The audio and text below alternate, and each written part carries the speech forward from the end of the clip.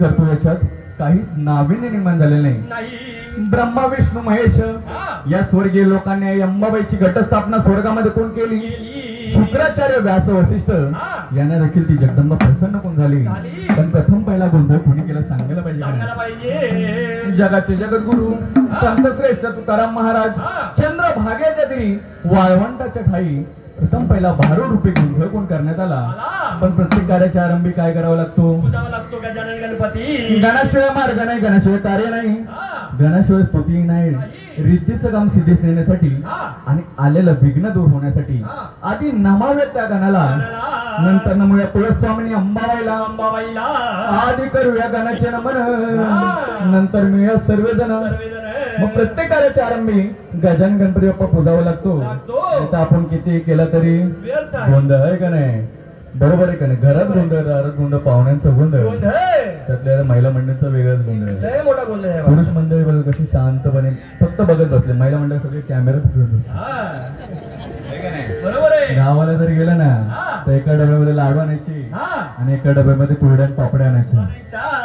लाडू जशी तशी मुंबईला परत येतील, पण त्या कुरड्या पापड्या आहेत ना त्या करून करून वाढल्याशिवाय येणार नाही। तशी महिला मंडळाची गत असते बाबा। बायका जर बाहेर बसली ना संभावाले भाऊ तर नवऱ्याच्या गुणांचं वर्णन केल्याशिवाय राहत नाही। आता आपल्या भार्गव दादाची किती आला आहे, बरोबर आहे का नाही? हा म्हणतात ते आपण, बरोबर आहे की नाही? त्यांच्या घरी पण तेच आहे। हा कलियुगाचा आला फेरा आणि बायको पुढे झुकतो नवरा, झाला कसा बैलोबा बैलोबा। अरे बायको तर दुनिया बाबा, नाहीतर चारी वाट सुनिया, आणि बायको माझी गैवानी, तुळजापूरची तुळजा भवानी। बघितलं सनी लगेच पाया पडायचं, बायकोच्या नव्हे देवीच्या पाया पडायचं, नाही तर ते आपले कांचन रोज पाया पडून घेतात, बरोबर आहे का नाही? बरोबर आहे। प्रत्येक कार्याच्या आरंभी पूजावा लागतो गजानन गणपती। हा काय हे जग कसं आहे? जग हे दिल्या घेतलेलंच आहे। सावध हो रे बापा, काळे लागला मापा, हाय का नाही? काळाची उडी कोणालाही सोडवली नाही, वेळ आल्यावर मात्र कोणीच कोणाचं नसतं। सर्व जमलेला मायेचा बाजार असतो कुठपर्यंत? जोपर्यंत आपलं चांगलं आहे तोपर्यंत। एकदा आपल्यावर वाईट वेळ आली ना तर तो पोरगा पण हलकट म्हणल्याशिवाय बरोबर आहे का नाही? मग हा कलियुगाचा फेरा आहे, हा कोणालाही चुकलेला नाही। इकडेच करायचं आणि इकडेच भोगायचंय, त्यामुळे आपले कर्म हे चांगलं असणं गरजेचं आहे। मग या गजानन गणपती बाप्पाला सांगायचंय गावाला कोणतेही कार्य असू दे, आजही लग्न कार्य ठरलं तर पहिली पत्रिका दरवाजावर पुजावी लागते, बरोबर आहे का नाही गोंधळ महाराज? हा एखादी विहीर खोदायची असेल, एखादं घर बांधायचं असेल तर दगडाचा देव करून त्याची पूजा करून केली जाते। बायको करायची असेल तर गजानन गणपती, आणि बायकोला माहेरी पाठवायचं असेल तर आपले संबळवाले आहेत ना, त्यांना एक्सपिरियन्स आहे का नाही? अरे तसं नाही बाबा, करताना गणपती लागतो, मला गरज लागेल परत। हा मग या गजानन गणपती बाप्पाला आमंत्रण करायचं की देवादी देवा गणाऱ्या, आज नवरात्रीचा हा प्रथम माळ आहे, प्रथम दिवस आहे, तुझ्या नावाचा हा संबळ वाजलेला आहे, तुझ्या नावाचा इथे जागर झालेला आहे। ज्याच्या ज्याच्या घरामध्ये, ज्याच्या ज्याच्या वास्तूमध्ये हा संबळ वाजला त्याचा त्या जगदंबेने सांभाळ केला, अशा त्या जगदंबेची प्रचिती आहे। म्हणून गजानन गणपती बाप्पाला आमंत्रण करायचं तरी कसं सांगायला पाहिजे? देवाला दोन हात जोडायचे, तिसरं मस्तक टेकवायचंय आणि आपल्या पाठवांचा विघ्नांचा नायनाट करण्यासाठी त्या गजानन गणपती बाप्पाला सांगायचंय की देवादी देवा गणाऱ्या, आमच्या पाठीमागे असणारं गोंधळ नाहीसं करायचंय, त्या जगदंबेच्या चरणी लीन होऊया आणि या गोंधळाचा या आवाज कोण करूया। वक्रतुंड महाकाय सूर्यकोटी समप्रभ निर्विघ्नं कुरु मे देवो सर्व कार्येषु सर्वदा। गणपती बाप्पा